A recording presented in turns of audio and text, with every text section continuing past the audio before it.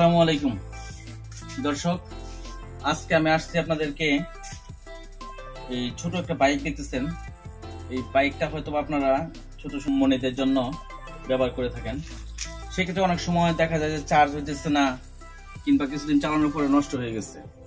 এটা যেহেতু ব্যাটারিতে চলে, এটা অটোমেটিকলি ব্যাটারিতে চলে, সেক্ষেত্রে আপনারা দেখেন অনেক সময় চার্জ থাকে না, চলতেছে না। সুইচটা এখানে করা হয়েছে, দেখেন অটোমেটিকলি চলে। এটা সামনে যাইতেছে, পিছিয়ে আসতেছে, আবার এটার পিছনে সুইচ আছে, পিছিয়ে যাইতেছে।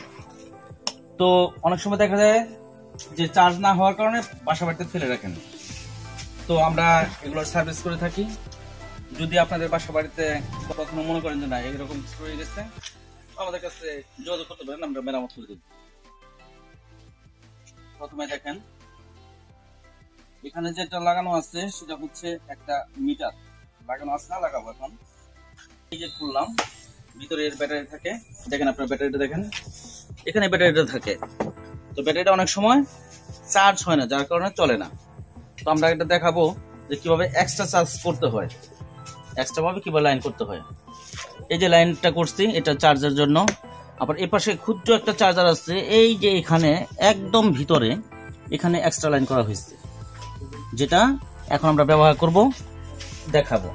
তো দেখেন এখন বর্তমানে যেটা চার্জারের পরিমাণ আছে সেটা দেখে নিই আগে। এখন চার্জারের পরিমাণ আছে 6.80। তো এটা চার্জ দিলে কতটুকু আসে দেখেন। আমরা চার্জার আগে দিয়ে রাখছি আপনাদের দেখানোর সুবিধার্থে এবং তাড়াতাড়ি করার সুবিধার্থে। এই যে চার্জার লাগালাম,